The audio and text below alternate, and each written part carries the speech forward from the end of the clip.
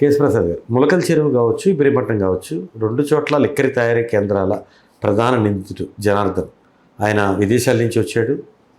ఆయన video release మీద అనేక వాదనలు ఉన్నాయి. ఆయన మాట్లాడింది జోగి రమేష్ చెప్పబట్టే నేను చేశాను అని టర్న్ తీసుకోవటం ఎట్లా చూడొచ్చు? ఇది ఖచ్చితంగా కూటమి ప్రభుత్వమే ఆయన వెనకాలండి చెప్పించింది. దీనికి ఆదివారం రోజే పునాది పడింది ఆ వీడియోకి.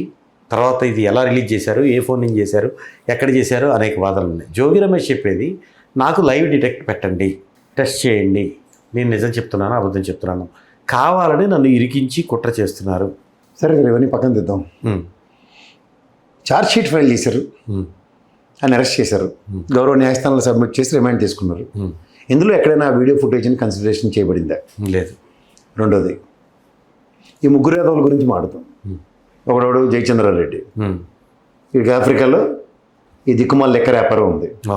వీడి సంగతి తెలిసి వీడికి టికెట్ ఇచ్చారు. ఎందుకంటే ఎలక్షన్ ఎఫిడవిట్లు డిక్లేర్ చేసినవన్నీ మనకు తెలుసు. వీడి వెనకాతలో ఉన్నాడు సురేందర్ నాయుడు. వీడెవడు, నేను సింగులర్లో మాడుతున్నాను జాగ్రత్తగా అంటే, వీడు 2014 ముందు మర్డర్లు చేసి జైల్లో ఇది కింద కోర్టు యావజ్జీవ కారాగార శిక్ష ఇస్తే హైకోర్టు అప్పీల్ వెళ్తే కూడా నోరు మూసుకుని జైల్లో చావు, నువ్వేమో పతివ్రతవు కాదని గెట్అవుట్ అని చెప్పింది హైకోర్టు. తర్వాత 2014లో క్షమాభిక్షలతో బయటకు వచ్చిన ఎదవీడు. మూడోడు వీడు జనార్దన్. వీడి కథ ఒకసారి మాట్లాడదాం. వీడి ఫస్ట్ వీడియో ఏం చెప్పాడు? జబ్బడిపోయిన నేను ఆఫ్రికాలో సస్తున్నానని చెప్పాడు కదా. మరి ఎందుకు వచ్చాడు? ఎవడు చేయమన్నాడు ఇంటిని?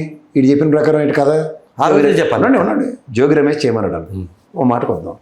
ఈ దిక్కుమాల లెక్కర్ కేసు ఏదైతే పెట్టి తెచ్చారో ఇది లెక్కర్ స్కీమ్, కానీ ఆ లెక్కర్ కేసు సంవత్సరం బట్టి చేస్తున్నారు కదా అందరినీ వేసుకుని. అలా దగ్గర ఏమైనా పెద్ద వీరాది వీరుడు సూరాది సూర్యుడు 3 కోట్లు పట్టుకొచ్చి నువ్వు వ్యాపారం చేయని చెప్పి ఎవడని చెప్తాడే. ఓ మిథున్ రెడ్డి లాంటి కింద మీద పడి 72 రోజులు జైల్లో ఉండొచ్చాడు. జగన్మోహన్ రెడ్డికి అత్యంత సన్నిహితులుగా వివరించే ఓఎస్డి కృష్ణమోహన్ రెడ్డి కానీ ధనంజయ రెడ్డి కానీ వీళ్ళందరికన్నా తీసిమారు కదా. జస్ట్ లాజికల్గా మాట్లాడదాం. ఇప్పుడు ఈ మాటకు వస్తే మన జోగి రమేష్ ట్రాక్ రికార్డ్ తీసుకుందాం. ఏదైనా నువ్వనేనా అని Z+ కేటగిరీ ఇంటికి వెళ్ళాడు కదా చంద్రబాబు నాయుడుతో తేల్చుకోవడానికి.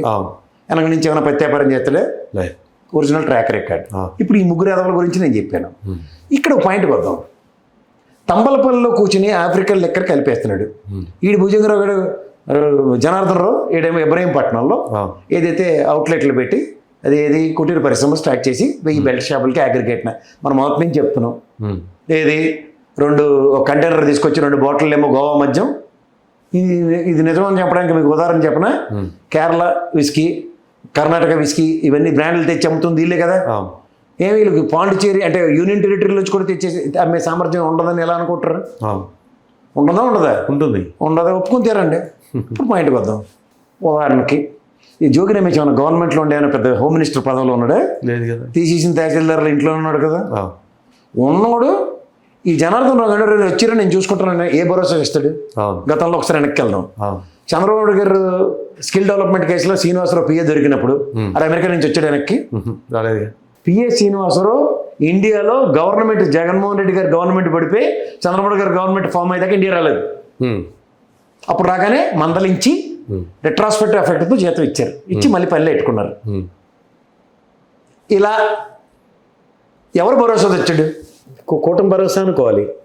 నేను అడుగుతుంది చాలా క్లియర్గా ఉంది. జాగ్రత్త చూద్దాం. ఎవరు భరోసా తెచ్చావు? నువ్వు చెప్పిన జోగి రమేష్తోనే అన్నాడు. నీదే ఒకటే ఊరు కదా. మీ ఇద్దరు క్లాస్మేట్లను పొటాని కబుర్లు మీరు చెప్పింది మీరే కదా. మీ క్లాస్మేట్లో ఉన్న వాళ్ళందరితో ఫ్రెండ్షిప్లు ఉన్నాయి మీకు. మా అయితే మాకు పరిచయం. అయితే ఊర్లో 5వ క్లాస్ దాకా 10వ క్లాస్ దాకా చదువుకున్నతో టర్మ్స్ మెయింటైన్ చేయాలన్న రూల్ ఉందా? లేదు. ఏ టెక్నాలజీతో చాటింగ్ తీసుకొచ్చావు బయటికి. దీనికన్నా ముందు హైలైట్ నీ ఫోన్ పోయింది అన్నావు. ఇప్పుడు వీడి కథ చెప్దాం. జనార్దన్ కూడా ఫోన్ పోయింది బొంబాయిలో అని చెప్పాడే. మరి వీడియో రికార్డ్ చేసాడు. పోలీసు వాళ్ళు అంత ఖాళీగా ఉన్నారేటే. సార్ మీరు ఒక వీడియో కార్యక్రమం కదంబ కార్యక్రమం రక్తి కట్టించి వీలైతే తపేలా ఛానల్కి వెళ్ళి అక్కడ కూడా ఇంటర్వ్యూలు ఇచ్చిన తర్వాత మిమ్మల్ని అరెస్ట్ చేస్తామని ఇప్పుడు వీడియో చేయని ఇచ్చారు వాళ్ళకి. కనీసం షర్ట్ కూడా మార్చుకోరా? అవును. షర్ట్ మార్చి నీకైనా తెలియదు ఎట్లంటే ఫోన్ పోయిందని చెప్పిన అబద్ధాన్ని మేము నిజంగా నమ్మాలనుకుంటే అరే మీతో కాపా చెప్పండి బాబు. రోడ్ నెంబర్ 12 మా పోలీస్ డిపార్ట్మెంట్ ఉంది. మాతో కేసీఆర్ గారు ప్రతిష్ఠించిన టవర్స్లో 2 నిమిషాలు తెస్తారు మొత్తం డేటా అంతా పైనుంచి కిందకి. ఈ తపేలా ఛానల్ అలా అప్పుడు లిక్కర్ స్కామ్లో చూడండి ఇన్ని కోట్లు దొరికాయట ఫామ్ హౌస్లో. సరే ఇన్ని కోట్లు దొరికాయి కదా నీకు ఫామ్ హౌస్లో, మరి ఛార్జ్ షీట్లు ఎందుకు పెట్టలే? వాళ్ళ మీద యాక్షన్ ఎందుకు లేదు? ఇప్పుడు దీన్ని ఇంకో దానికి ఇంటర్లింక్ చేద్దాం. అరే ఉదాహరణకి నీ భుజంగరావు కదా, జనార్దన్ జనార్దన్ రావుకిను జోగి రమేష్కి లింక్ ఉందంటే మరి ఏవన్ కసిరెడ్డికి కేశినేని చిన్నికి వ్యాపార బంధాల్లో ఇద్దరు డైరెక్టర్లు కదా, మరి వాళ్ళ మీద ఎందుకు రాదు మీరు? ఈ తపేలా ఛానళ్ళు చదువు సంచాలైనవాడు, వాడు టోపీ పెట్టుకునేవాడు, వాడు పెట్రోల్ బంక్ వాడు కెరసాలను అమ్ముకునేవాడు, ఇంకోడేమో కంచాలవాడు, ఇంకోడేమో పౌడర్ రాసుకుని కూర్చున్నాడు, ఈడిచ్చి నెరేటివ్స్తో ఎస్ఐటి సిట్ పనిచేస్తుంది అనుకుంటే ఎలా రాబాయ్? మీరు సిఐటి సిట్ చంద్రబాబు గారి తపేలా ఛానల్లో ఇన్వెస్టిగేషన్ అథారిటీ మీరే ఇచ్చే కదంబ కార్యక్రమాలకి మీ దగ్గర రోజు రక్త కట్టించుకోండి. చాటింగ్ వచ్చిందట, ఈ టాగోని తర్వాత బాగా కాలక్షేపం చేస్తారు, మీరు కంటిన్యూ చేసుకోండి, మాకే అభ్యంతరం లేదు. మీ ప్రకారం జనార్దన్ రావుకి జోగి రమేష్కి లింక్ ఉందన్నది నిజమైతే మరి నిజంగా ఏమని కసిరెడ్డికి కేశినేని చిన్నికి కూడా లింక్ ఉందని ఎందుకు ఎస్టాబ్లిష్ అవుతుంది? ఇదే శ్రీనివాసరావు గారి భరోసా వచ్చి దగ్గర రాని మనిషి ఏ భరోసాతో వచ్చాడు ఆఫ్రికా నుంచి ఎగేసుకుని? అవును, అన్ని క్వశ్చన్లకి సమాధానాలు మీ దగ్గర పెట్టుకుని మళ్ళీ మమ్మల్ని ప్రశ్నిస్తే ఏడు చేయాలా?